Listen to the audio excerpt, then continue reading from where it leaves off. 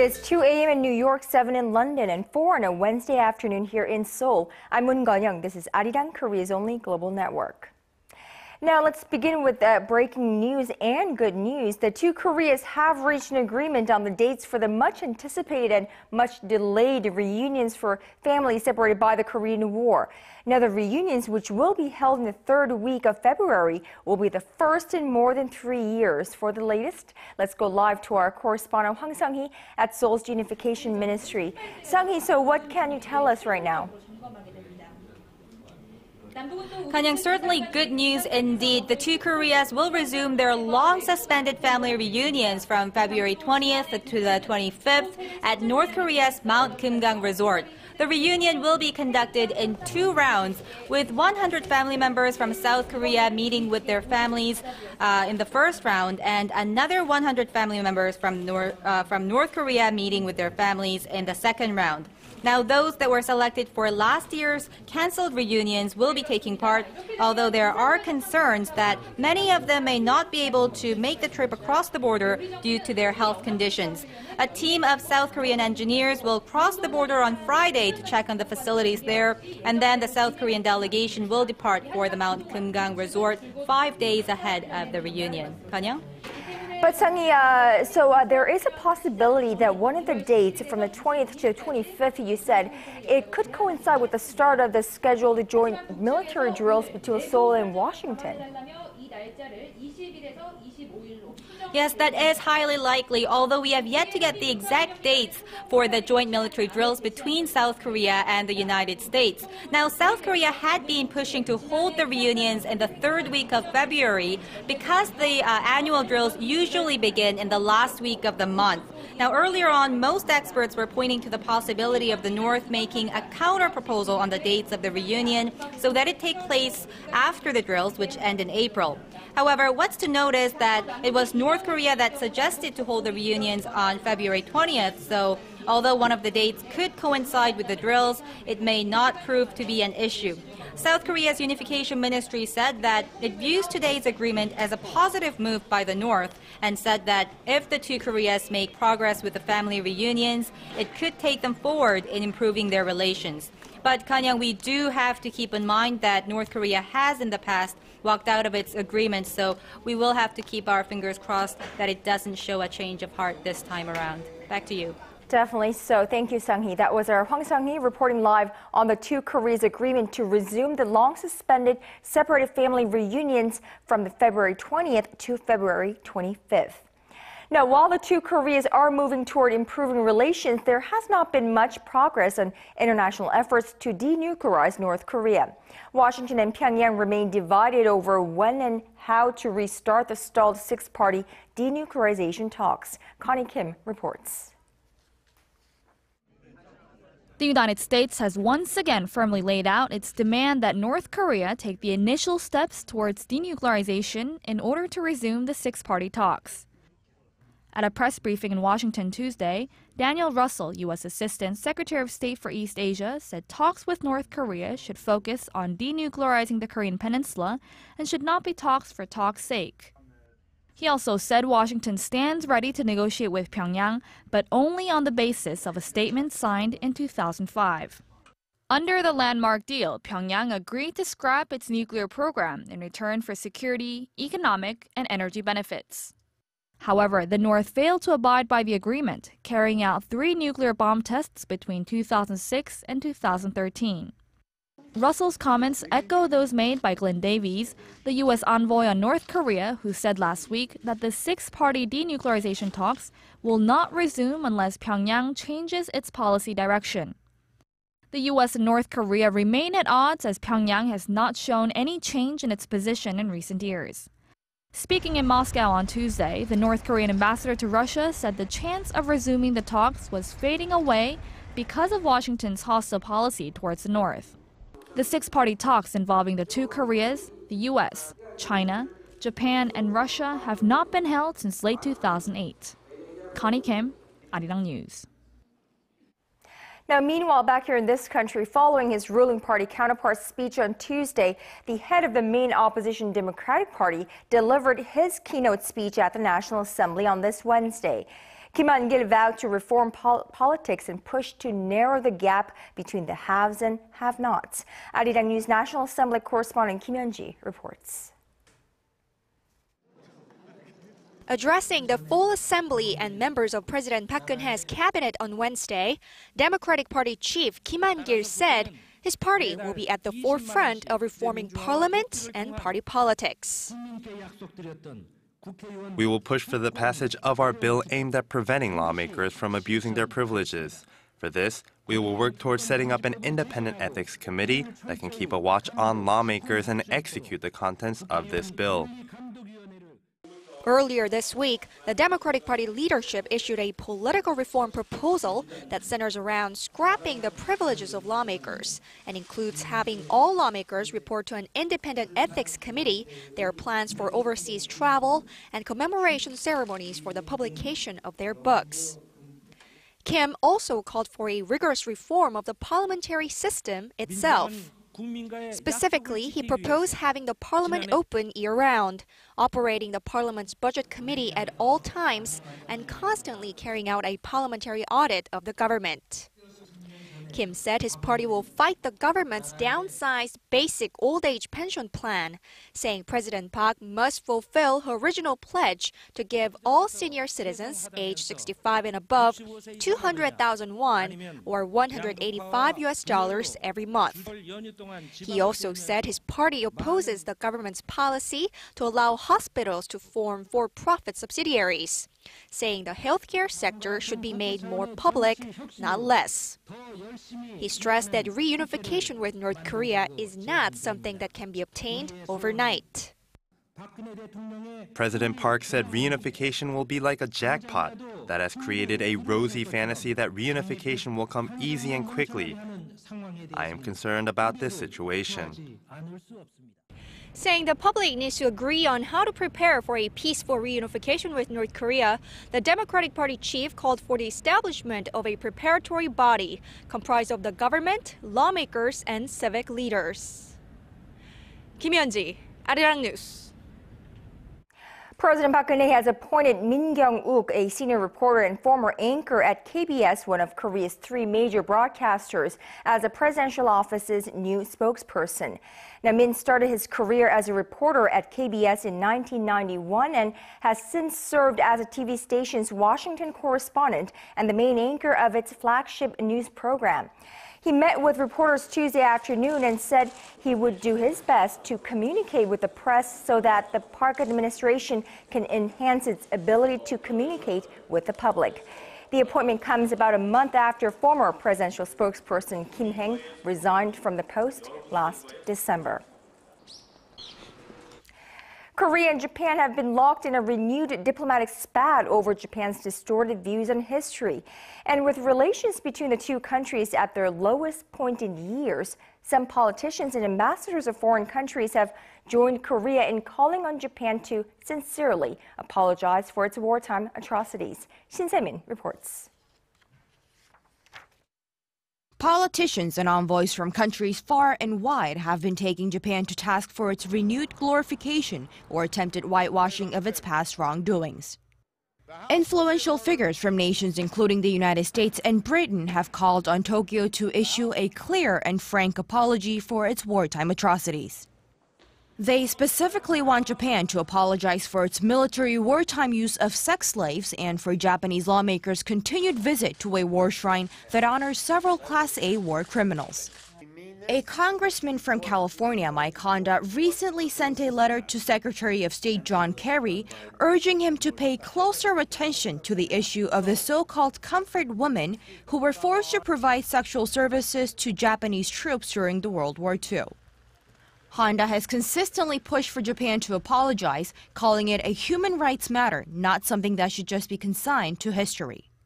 In his letter to Kerry, Honda calls on him to encourage Tokyo to apologize to the sex slave victims, who were thought to have numbered as many 200,000, with many of those from Korea. The letter also points out that more and more are passing away, in a reminder that time is limited for the remaining survivors to receive their long-delayed apology.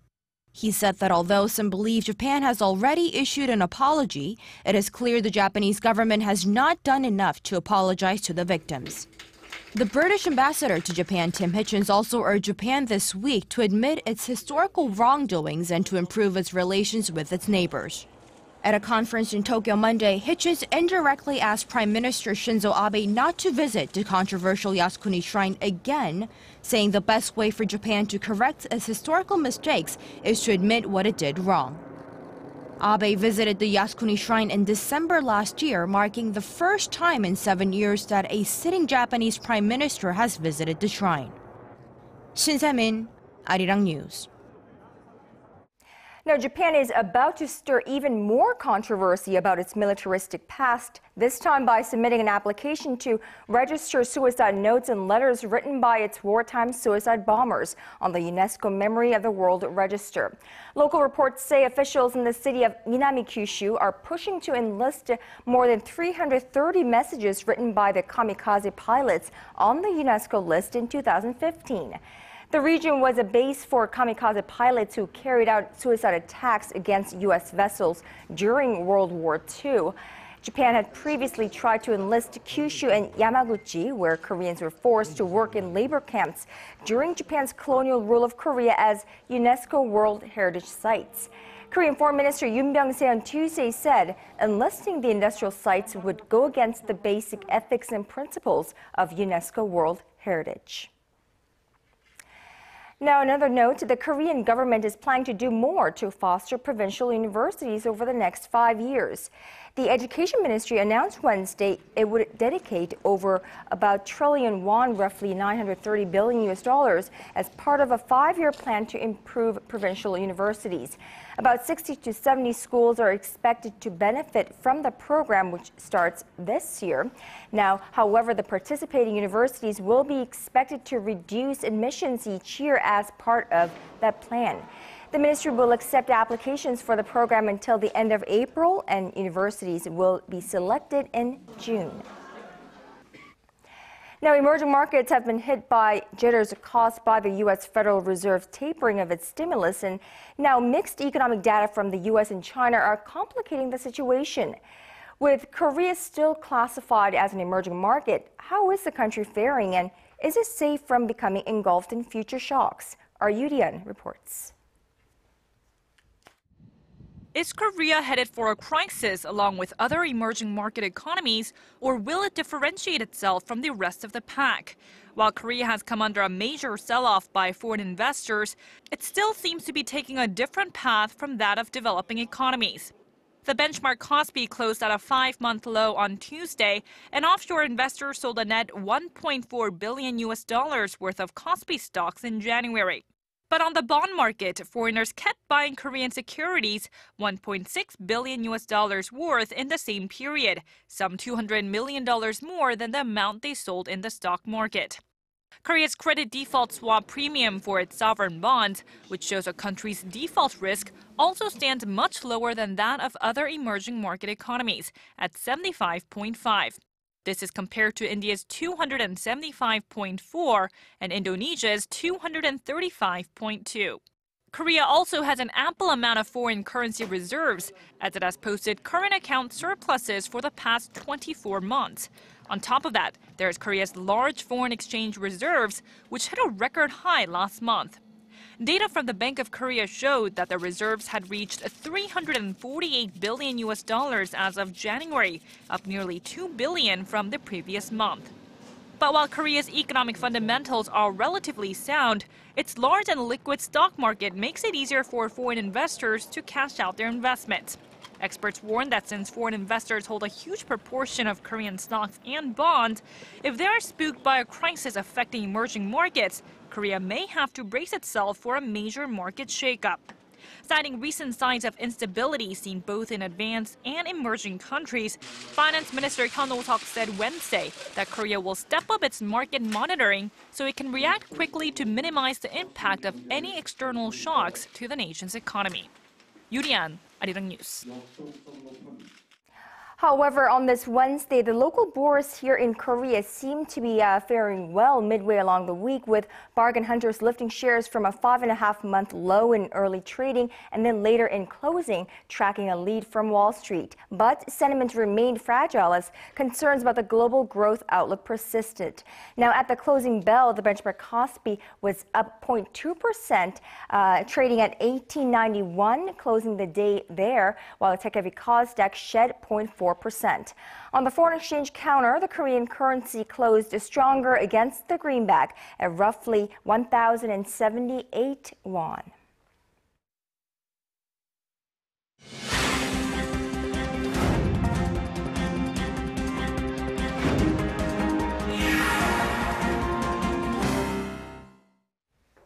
Now, in the latest on the massive data leak in this country that has left Korea with some serious concerns about security breaches, financial regulators here in Korea have revealed a consumer data leak at a foreign-controlled insurance company, showing that more financial firms were involved in the leak than initially reported. For a more in-depth look into this issue, let's bring in Dr. Kim-ju, the head of KLMP Consulting, and of course our regular commentator on this program. Good afternoon to you, Dr. Kim. Good afternoon. Now, Korea's financial industry has been hit hard by the latest personal information data breach, I suppose. Right. Now, how is the financial industry's condition right now?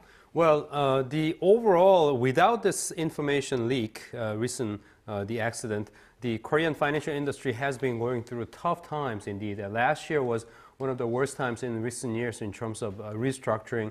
A lot of people had to lose their jobs, and the financial companies were downsizing big time. And now they have this accident, which seems to be affecting the industry big time again, and making the overall situation much tougher than before. And we can talk about the overall health of financial industry with perhaps the banking sector first. And for banking sector, one of the best indicators to judge their overall level of health is NPL ratio, non-performing loans ratio. So let's bring up the illustration here on the screen. And this is what's happening. Overall, for the past few years, up until 2007, the non-performing ratio for the banks have been in decline, which is a good news until then. And since 2007, it's been inching up, and we couldn't exactly tell if the overall situation was getting worse or not. But recently, for the past about a year or two, the NPL ratio overall seems to be heading up. Of course, the international standard, the current level that you're seeing on the screen itself is not a bad one at all. But however, Korean banks have been going through big transformation for the past decade and a half indeed. Before that time, of course, Korean banks were not exactly in business. They were just lending things to the corporates without really having to closely examine their credits and so on. And since the 1997 economic crisis, banks have faced a big challenge of having to switch their main business from corporate financing to the consumer financing. And as a result of that, they've been facing lots of challenges, including the blame that they are the main culprits behind Korea's largest size household debt as a whole. So overall, they have been facing this rounds of challenges for an extended period of time, and the latest one is one of the big blows. Right, and the nation's security companies, now we hear that they're being squeezed from all sides. Right, indeed. Security companies is another segment within the financial sector that have been going through a lot of difficult times. And last year, I think the biggest impact of the weakening business was felt in the security company sector here. And let's bring up some numbers here that we have prepared to show overall. About a decade ago, security companies here in Korea have been doing pretty okay by selling mutual funds, for instance. But now, with the heightened competition from banks and other financial companies such as insurance business, these security companies are rapidly switching their main focus of their business from trading stocks to selling mutual funds, and now to selling over comprehensive package services. With the Korean stock market not so exciting for the past several years now, they cannot really rely upon the the commission earnings, for instance, for trading stocks. So they have been trying to develop different kinds of financial packages for Korea's fast-aging population, for instance. And that has not been very rewarding so far. And they have to still search for new ways to get their business going up and going. But with this latest, information leak scandal, they are now facing even tougher challenge. Now, the ones that got hit the hardest with the latest data leak is, of course, credit card companies. Right, indeed. Credit card companies are the main ones, of course. We have been talking about the data leaks from the NH credit card and then Lotte credit card and then the other one, KB credit card, for instance. And these are the actually main players in the market, perhaps along with Shinhan credit card, which was not one of the main names that were affected this time. But now the thing is, in Korea is a very exceptional country in terms of very extensive use of credit card. We talked about this before. In Korea, often young people usually go out without no cash at all with their smartphones and one credit card, right? And they can ride metro, bus, whatever, do everything, even buying a coffee. So that extensive use of credit card here in Korea means actually extensive use of credit card, which means credit card companies have had some good days in the past, but now that means it's a market saturation. And the competition here is very, very intense. And now with the information leak, more of Koreans will actually reduce the number of credit cards that they have. A few years ago, I think the average was like an average adult who have job would have about 2 to 3 or 3 to 4 credit cards in their wallets. Actually, there was a recent report that an average Korean has about 4 credit cards. Right. So, and what we are expecting at this point is that number possibly going down quite rapidly, because people might realize, okay, with this kind of information leak, I don't need these extra cards. So that's a great challenge for the credit card companies, and they'll have to somehow, one way or another, will have to overcome the challenge. Now, what is the direct impact of the latest data breach on the rest of the financial sector? The thing is, Korea has this financial groups, right? Financial holding company, overall residing over the entire groups like KB, Shinhan, Uri, and others. The thing is, the old practice was this information used to be, widely shared, until, a few days ago within these groups. Now that is not going to stop. That is going to stop. And the only way they can share this information will be only for credit assessment. And they will no longer be able to use this for their business promotion. So that's a huge challenge for these financial groups themselves. So they'll have to find some ways to promote their business in the future, and that's going to be a big challenge. And in the meantime, with this heightened awareness about the importance of data protection, their cost for protecting data itself will rise as well. So as a whole, not only just banks or security companies or credit card companies, the financial groups as a whole, they will all face group-wide challenges. Right. I mean, as a consumer, I'd like more protection on my personal information, especially after this data leak. Right. But of course, from the, as a nation, our finance industry as a whole needs to pick up and get back on track. So what needs to be done? The thing is, latest scandal about the information leak is just the latest among the long list of scandals that we have had. Before that, what did we have? We had Conn-young, group scandals, where security companies were very much big time mismanaging the overall their business and then selling these junk bonds to the consumers. And before then, we had the NH Group overall their the data system being hacked. So that was first some of the early cases of raising awareness about the data security. And then before then, we had savings and loans scandals last year, 2 years ago. And then some kind of mismanagement and unethical behaviors that were detected in Shinhan Financial Group back in 2011. So we are hearing all these reports about how financial businesses in Korea are goofing off, indeed, and screwing up their stuff. So they really face serious challenge in terms of their reputation management, reputation risk. So in the future, they'll have to somehow overhaul their image to the Korean consumers in order to overcome all these challenges ahead. So they have a lot of things to do, and big part of that will be, of course, improving their management and operation, and at the same time they'll have to improve their public relations, communications, and overall image management. Right, basically cleaning up their mess. Definitely, big time. Right, all right. Thank you, Dr. Kim Byung-ju, for today, and we'll speak to you tomorrow. Okay. With rapid changes in the global economy, up-to-date business and financial news has never been more essential. See what's making markets tick around the globe. We speak to the experts and cover the biggest financial stories. North Korea provocation. Quite good. We received a lot of positive feedback, especially from local. 2 days ahead of the opening ceremony for the 2014 Sochi Winter Olympics, the symbol of the Games, the Olympic flame, will arrive in the host city on this Wednesday evening local time, ending its 4-month journey. The flame traveled 65,000 kilometers in the hands of 14,000 torchbearers, the longest stretch in Olympic history, climbing mountains, plunging into a deep lake, and even making its first journey into space on a Russian spacecraft. Now, with the torch approaching its destination, Olympic spirit is surging despite the recent terrorist acts in Russia and threats ahead of the big event. The Austria Olympic Committee said on Tuesday that it received a letter that threatened to kidnap 2 of its athletes. Russia and the International Olympic Committee have assured all athletes and spectators will be safe.